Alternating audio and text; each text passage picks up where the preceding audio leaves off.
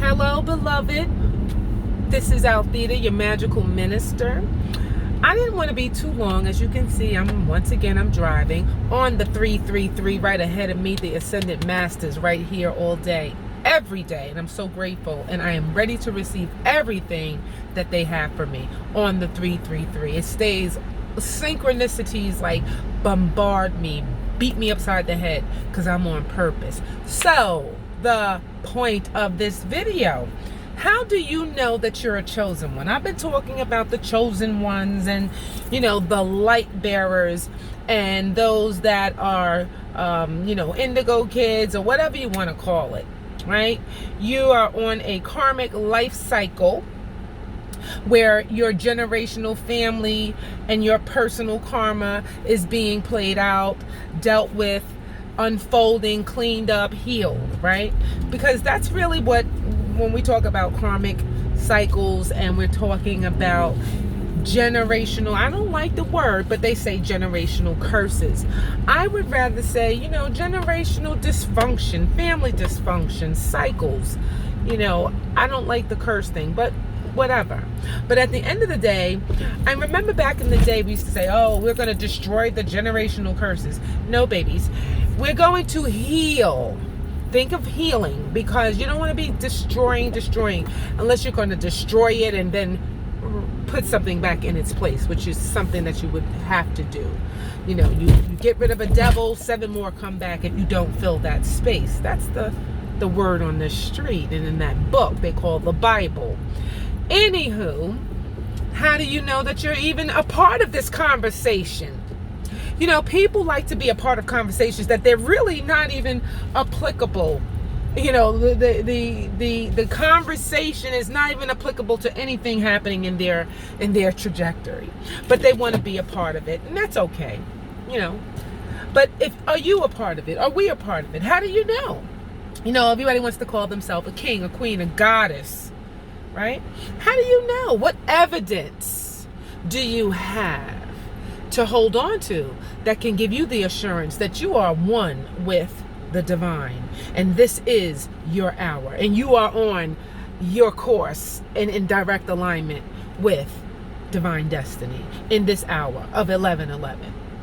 Well, chosen ones, light bearers, that we are referring to, that have really lived out their first life here on this earth, and they've held the course of their assignment, their task, their soul contract, the reason why they came here, right?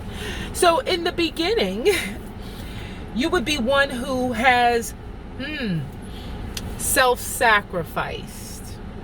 You've self-sacrificed. You've put yourself on the back burner more often than not in your life. You've put others first that really probably should have taken a back seat, but you self-sacrificed and you gave them your first seat to others along the way.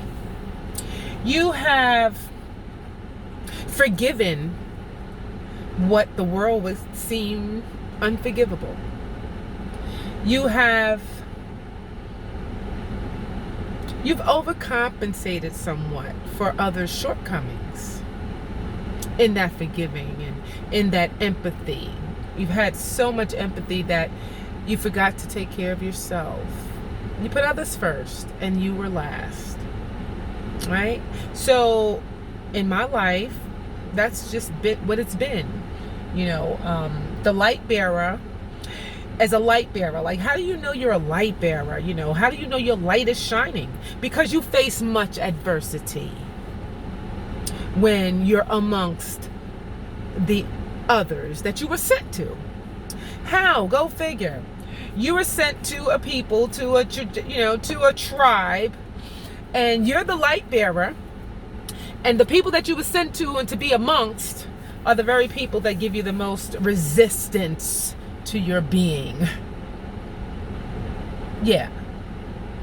Not only have you self-sacrificed, but you have shown a light of love and purity and innocence, or maybe your light shines the disparities in this life, in this world. Like, you might have been on the darker side of the light, seemingly, according to this world, but you're still a light bearer. My Anthony was a light bearer. He shined the light on people's self-centeredness. They're not really being authentic and genuine. And he was a dark energy, but he was a light bearer, right? And so as a light bearer, he faced, and I faced, and we faced many adversities from within the tribe, from within the family. I won't say the soul tribe, but from within your earthbound family, yeah. So I will correct that. Make sure you understand your soul tribe is not going to trouble you. It's your biological DNA hookup on this third earth. You know, those folks, you know, your friends, your neighbors, they hate you. But they don't know why. They despise you coming in and shining light on anything to do with them. So you know you're a light bearer when you're the least likely. When you're voted the least likely, when you are the one who is usually chosen last to play kickball. If you were a kid, right, you remember back in the day, let's say in the 70s and, you know, late 60s, you know, you're the light bearer. You got all the skills. You 100 with it, but nobody wants you on their team. You remember that when kickball and dodgeball, they wanted you on the wall though for that dodgeball game. I know that. But you know, you're the light bearer. You're the last chosen. However, the first will be last and the last will be first. It's our time, baby. If you are one. Hey, if you are one. Because, you know, people like to jump on the bandwagon. You're like, yeah, I'm the black sheep of the family. I'm the chosen one. But what have you sacrificed? But I'm not even going to entertain that side of the conversation. I'm going to entertain and stay focused on us. What we have sacrificed, we have great reward coming. Trust and believe that. Trust and believe that. Okay, so I talk about 11:11, I talk about chosen ones, but what does that really mean? How do you identify yourself as being chosen? What makes you chosen? What have you given? What have you sacrificed? What have you built? What have you birthed? And then what have you destroyed and are now in process of rebuilding? You're chosen. My book, check the link down below in the description. Marked for Destruction, Destined for Deliverance. I don't make this up. I can't. It was written 15, 20 years ago. I don't keep dates. It's on Amazon Kindle. Check the description box. Give it a click. Upload it on your Kindle. Download the app.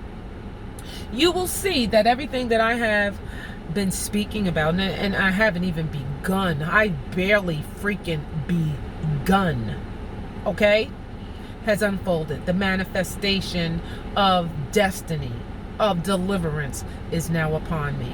And I don't stand alone as a chosen one. I don't stand alone as a light bearer. I don't stand alone in this time, space, reality of 2021, August 12th, I guess it is.